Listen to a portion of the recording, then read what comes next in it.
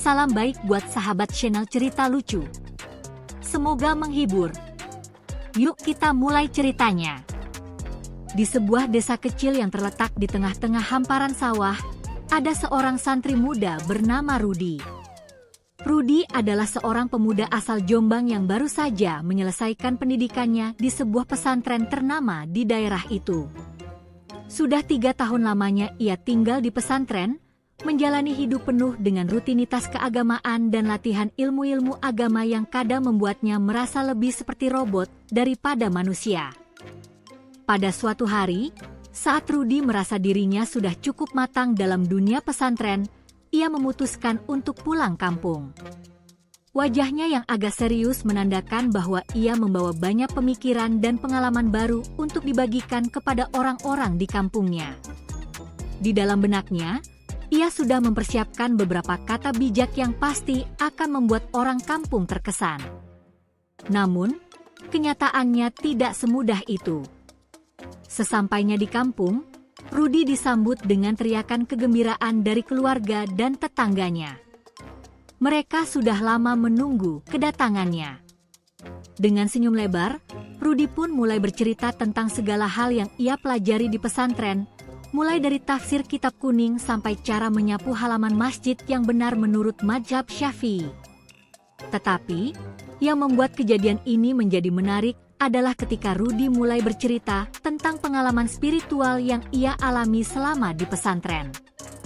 Ia bercerita tentang bagaimana ia merasa begitu dekat dengan Allah, bahkan katanya ia bisa merasakan keberadaan malaikat yang selalu mendampinginya. Jadi, kalian gak tahu, ya? Saya sampai bisa merasakan keberadaan malaikat yang selalu datang kalau malam. Mereka itu, loh, kayak teman-teman yang selalu nemenin, ucap Rudi dengan percaya diri, sambil menyesap teh manis yang disuguhkan ibunya. Tetangga sebelah, Pak Budi, yang mendengarnya sambil mengunyah kerupuk, langsung melotot. Masa? Kok bisa sih? Dukun kamu jadi dukun aja deh, Ruth. Semua orang di sekitar situ terdiam sejenak, memandang Rudi dengan tatapan bingung. Rudi tidak mengerti. Kenapa Pak Budi tiba-tiba menyebutnya dukun? Apakah karena pembicaraannya yang terdengar agak spiritual itu? Loh, Pak Budi, itu kan ilmu agama. Rudi mencoba membela diri. Tapi kan kamu ngomongnya kayak dukun, kata Pak Budi sambil tertawa kecil. Rudi jadi merasa bingung. Apa-apaan sih, Pak Budi? Saya tuh santri, bukan dukun, ujarnya, agak kesal. Namun, ada satu hal yang Rudi tidak ketahui. Di kampungnya itu, sudah menjadi legenda bahwa ada seorang dukun tua yang bisa menyembuhkan berbagai macam penyakit. Dukun tersebut bernama Mbah Durasim, seorang pria yang terkenal karena selalu berhasil menyembuhkan orang-orang dengan cara yang aneh dan tidak masuk akal. Ada yang bilang, Mbah Durasim bisa menyembuhkan penyakit hanya dengan meniupkan asap rokok ke wajah pasiennya. Ada juga yang bilang Mbah Durasim bisa melihat masa depan hanya dengan melihat telapak tangan. Karena itulah, setiap kali Rudi berkata tentang hal-hal spiritual, orang-orang langsung berpikir tentang Mbah Durasim. Mereka sudah terbiasa dengan segala macam cerita mistis di kampung mereka. Namun, hari itu, Rudi tidak menyadari bahwa pembicaraan ringan itu malah membuatnya mulai dikenal dengan cara yang sangat berbeda. Keanehan semakin terasa ketika besoknya, di tengah-tengah rutinitasnya yang sibuk berbincang dengan tetangga, datanglah seorang ibu-ibu bernama Bu Siti. Ia membawa anak laki-lakinya yang tampak lesu dan pucat. Rudi, kamu kan baru pulang dari pesantren, katanya kamu bisa bantu orang sakit, tanya Bu Siti dengan ragu. Rudi yang bingung, menatap anak laki-laki itu, kemudian menjawab, bisa sih, Bu. Tapi saya kan bukan dokter, saya cuma santri. Tapi kamu kan belajar ilmu agama, bisa dong bantu anak saya supaya sembuh? Ujar Bu Siti, tatapannya penuh harap. Rudi mulai gelisah. Ia tidak tahu harus menjawab apa. Tapi, melihat ekspresi Bu Siti yang sangat berharap, Rudi pun merasa tersentuh. "Saya sih coba bantu, Bu. Tapi ya jangan terlalu berharap, ya," jawab Rudi dengan hati-hati. Tak lama, Bu Siti langsung mengajak anaknya duduk di depan rumah Rudi. Rudi mulai berpikir keras. Kalau saja pesantren mengajarkan tentang pengobatan, tentu ia akan merasa lebih siap. Tapi kenyataannya, ia hanya belajar tentang kitab kuning dan kajian fikih. Akhirnya, Rudi pun memutuskan untuk mencoba hal yang belum pernah ia lakukan sebelumnya, berdoa dengan sangat khusyuk. Tanpa pikir panjang, Rudi mulai berdiri, membuka tangan, dan mengucapkan doa dengan lantang. "Ya Allah, kalau memang Engkau berkehendak, sembuhkanlah anak ini. Amin." Tiba-tiba, angin berhembus kencang, daun-daun di sekitar rumah bergoyang, dan anak laki-laki itu tiba-tiba berdiri tegak, seolah-olah mendapatkan energi yang luar biasa. Bu Siti yang tadinya ragu, sekarang merasa takjub. "Alhamdulillah, anak saya tiba-tiba merasa lebih baik," seru Bu Siti sambil memeluk anaknya. Rudi terkejut, tidak menyangka bahwa doa sederhana yang baru saja ia ucapkan bisa memberikan dampak sebesar itu. Tetapi, yang lebih mengejutkan adalah apa yang terjadi setelah itu. Malam harinya, Bu Siti datang lagi dengan membawa teman-temannya yang lain. "Rudi, tolong bantu anak saya yang sakit perut, ya. Anak saya nggak bisa tidur, katanya ada yang ganggu." Rudi hanya bisa menatap mereka bingung. Apa yang harus ia lakukan sekarang? Ia benar-benar merasa seperti terjebak dalam situasi yang sangat aneh. Tanpa banyak pilihan, ia kembali berdoa dengan penuh keyakinan. Lagi-lagi, ada keajaiban. Anak itu tiba-tiba merasa lebih baik setelah Rudi berdoa. Kabar tentang Rudi yang bisa menyembuhkan orang dengan doa mulai menyebar cepat. Semua orang mulai datang kepadanya dengan berbagai macam keluhan.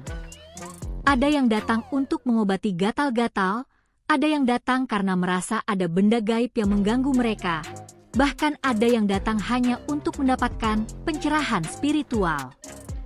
Sampai suatu hari, Rudi tidak tahu lagi harus bagaimana. Ia merasa semakin bingung dan takut bahwa orang-orang akan menganggapnya sebagai seorang dukun, padahal ia sama sekali tidak menguasai ilmu pengobatan apapun. Namun, yang lebih membuatnya kaget adalah ketika Mbah Durasim, sang dukun legendaris kampung, mendatanginya. "Rudi, kamu ini sudah jadi dukun atau bukan?"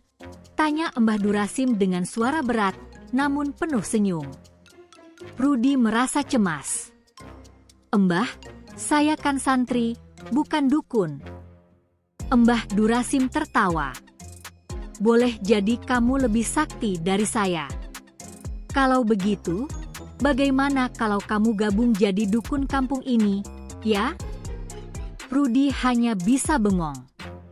Apa yang sebenarnya terjadi dengan hidupnya? Apakah ia benar-benar telah berubah menjadi dukun tanpa disadari? Rudi mulai merasa seperti berada di tengah-tengah labirin yang tak pernah ia rencanakan. Kehidupannya yang tadinya sederhana dan penuh dengan kitab kuning, kini berganti dengan permintaan-permintaan aneh dari warga kampung. Meskipun ia hanya berniat untuk pulang dengan membawa pengalaman dan pengetahuan agama, ia malah terjebak dalam peran yang lebih mirip seorang dukun daripada seorang santri. Pagi itu, Rudi sedang duduk di serambi rumahnya, memandangi anak-anak yang sedang bermain di sekitar halaman. Di luar, hiruk-pikuk kehidupan kampung berjalan seperti biasa, dengan ayam berkokok, suara jangkrik di sawah, dan suara ibu-ibu yang sibuk memanggil anak-anaknya untuk makan siang. Tapi hatinya mulai terasa berat. Ia merasa cemas tentang apa yang sedang terjadi. Tidak lama setelah itu, datanglah Pak Budi, tetangganya yang suka mencibir, membawa seorang pria paruh baya yang tampak khawatir. "Rudi, ini Pak Halim.